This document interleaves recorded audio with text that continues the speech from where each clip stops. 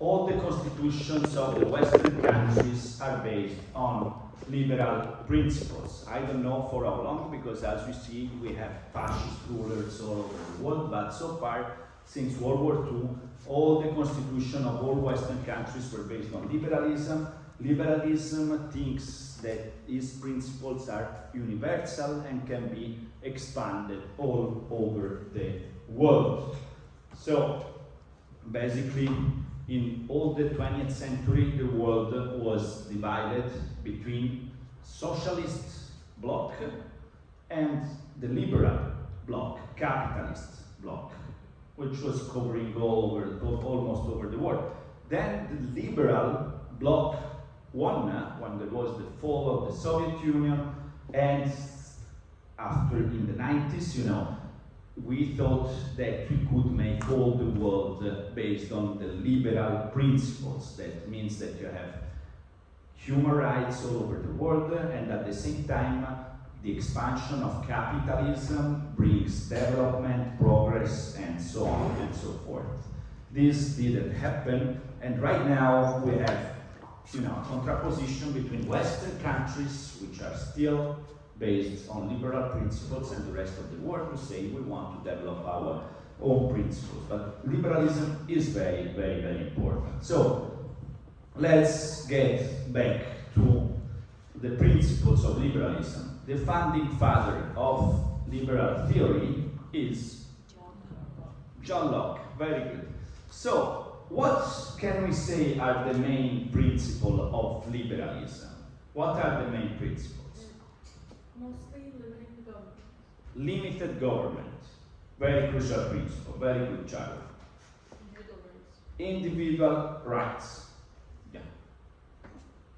So, we have, okay, that's good. Then we have another one. Alisa, you got 30 cum laude, so you must know the principle. How is freedom for liberal theory? I revoke your 30.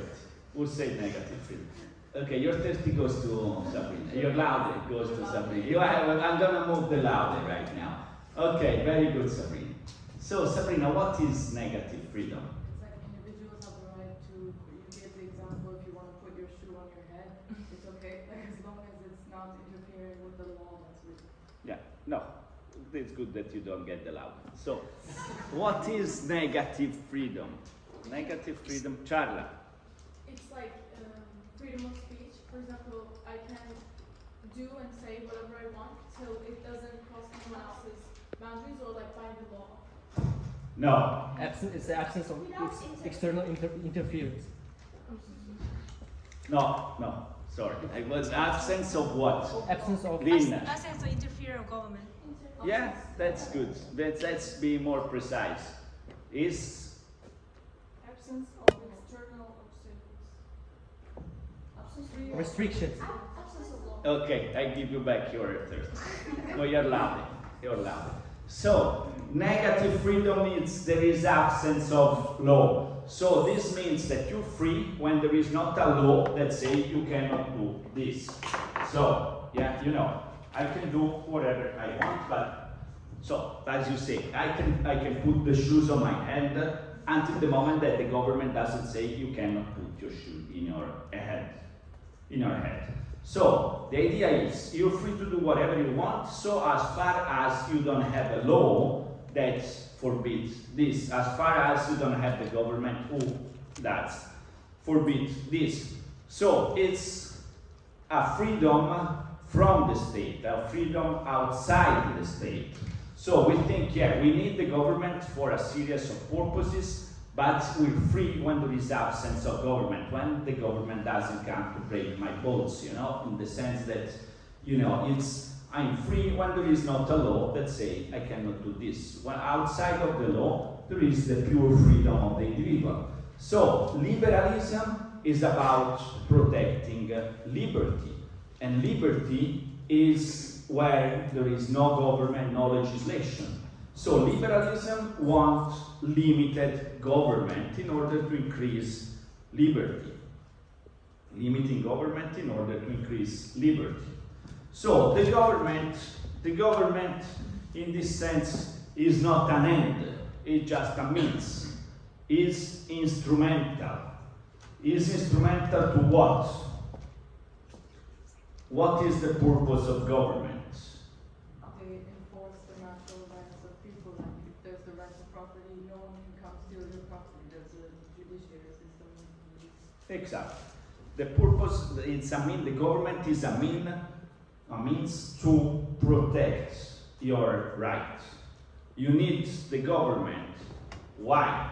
Because if I have the natural right to life, but there is not a police that protects me to whoever wants to come and kill me, I don't have this right. I have the natural right to property, but I still need the state to protect my property. You know, to say when I buy a house and I make a contract, the contract is, you know, valid because I have a state which say this house is yours, and whomever is gonna come to take it, I'll send the police and put all of them in jail. Okay? So the state is just a pure instrument. The government is a pure instrument that protects your right, because for protecting your right you need the government. You remember that Locke says, yeah, the state of nature is good, but we need something to make decisions, to enforce decisions, to solve conflicts. So the state is an instrument that must be reduced as minimum as possible. As you see, United States of America, liberal country, yeah, they compress the state. They don't want the state to become too big. Like, yeah, their knowledge should be good to give the rights to the social rights, to education, to healthcare, but they say to give these rights you have to expand the state to make it bigger, to give more function to the state, and this is in conflict with freedom. So these are the principles of liberalism. The main principle. You have to remember these principles. As they were, you know, as they were developed from John Locke, and as they are written in the American Constitution, especially, also in the French Revolution, but in the American Constitution mostly. So, what we had studied, what we're focusing right now, we want to get back to liberalism in the 19th century, and so we have developed two things. Last time, we analyzed the liberal critics of democracy. So, liberal critics of democracy, because sometimes people think, yeah, liberal and democratic, same thing. No, it's different. So, to understand this difference, we saw this guy, Alexis de Tocqueville. So, why is different? Because liberalism is focusing on liberty, on freedom. Democracy is focusing on equality. Liberalism, liberty, freedom, democracy, equality. This is easy. You know, you must remember this. So, democracy promotes a different idea of freedom, right? Which idea of freedom is based democracy on? Positive freedom. What is positive freedom? Democracy is you obey to the laws that you contributed to making and participating in. Very good, Sabrina. Very, very, very good. You only obey to the laws that you have contributed to create. Democracy is based on positive freedom. Positive freedom is freedom within the state. It's freedom through the state, meaning you participate in the state and you're free because you contribute to create the laws that you have to obey. So democracy is about making the state bigger in order to increase equality among citizens in order to promote positive freedom. Liberalism is making the state, the government, smaller in order to promote liberty and only serves to protect rights. So liberalism is more about your rights as an individual. It's more about you as an individual, as a specific subject.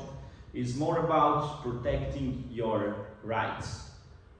and reducing power. So you have check and balances between the states. And liberalism wants always the judiciary core system to work very, very, very well, because they think the judiciary system is what protects your rights. So you have International Court of Justice, you have the Supreme Court. So you see that in the United States you have all these check and balances systems between the powers, no? As Montesquieu said, you have to make a separation of power and a system of check and balances. This is liberalism, and is based on the individual. Democracy is based not on the individual, but is based on the people. Democracy was to give sovereignty to the people to promote positive freedom, and is about equality. So democracy is about, we all have to participate in politics in order to only obey the laws we have contributed to create. Great idea, but our friend Alexis de Tocqueville promotes what is the liberal critique of democracy that we saw last time. Why? Because he was a pretty smart guy. He grew up in the, what is Tocqueville? It disappeared. Why? Ah, okay. Wow. Wow. So, the guy, smart guy, he was an aristocrat, French aristocrat, very classy, Very classy, but also very smart. So, he was born just before the French Revolution. No, sorry, he was born just after the French Revolution, but his family, they were, he died very young, because you can see that he was not very strong as a man. So he died very young. So he was born after the French Revolution, and he was a bit traumatized by the French Revolution, because his family said, yeah, we have to give equality to the third estate. So they support the French Revolution. But then, the French Revolution persecuted his family because they were aristocrats. So Tocqueville was already saying, yeah, this new movement of equality, of democracy is good, but at the same time, it can become very bad, very bad. So he was a bit conflicted, because he was very progressive in his ideas, but at the same time, he was kind of afraid that this equality was producing bad things. So in reality, what he was saying was, in the aristocratic time was better, because people were more elegant, more refined, more educated, We didn't think about the ugly thing, in life, make money, work all day and blah, blah, blah. We were focused on, religion, virtue, chivalry, war, and so on. So it was, but he say, I understand that this world is end, and we go to a democratic societies. So it was okay on doing this. He worked for the French government. I think the French government sent him in the United States of America. In the United States of America to study the prison system. And he was shocked by the United States of America, because he came from a country, France, who has centuries of history about aristocracy, about social stratification. Whilst in the United States they were equal. For the first time in the world, they created a republic in which there was no aristocracy, no social divisions. So it was an equal society. So he saw democracy, and he said democracy is not just political institution. It's a force, historical force, in which people are becoming more and more and more equal, more and more and more equal. So it's fascinating. He said, yeah, we see that probably in 1 century all the society West will become democracies, because it's so strong social, historical movement, okay? But he developed this critique, the tyranny of majority. So he said, yeah, democracy is good, but it can become the tyranny of the majority. Why? Because, you have a majority, and the majority decides. Like, for example, Brexit. Huge bullshit they did. Why? Because the 51% of the of their population of Great Britain, where the less educated part lived in the countryside, voted to get out from the European Union, whilst the 49% of the population, which were the part who were producing more money, living in London, living in big city, more educated and so on, voted to stay in the European Union. So almost a half of the population has to adapt to the decision of the other half of the population, which, by the way, was also less instructed and has less, interest to take this. So he said this can become a tyranny. So he went to the United States. He said that he see two clear tendencies in equality. One turns man's attention to new thoughts, so it's good democracy because it's a progress, while the other would induce him freely to give up thinking at all. Like for example, what happened in democracy? There is this, general opinion which is produced by the average thing. You have the general, and you can just adapt to the general opinion. You can stop thinking. If democratic people substitute the absolute power of a majority for all the various powers that used excessively to impede or hold back the upsurge of individual thought, the heavy will itself would only have changed this form. So he said, we have developed all these democratic ideas to destroy absolute monarchies, to destroy absolute powers. But right now, democracy can become an absolute power, a tyranny of the majority, because instead of the absolute monarchy, you have this majority who behave, and you destroy individual thought and who just want to impose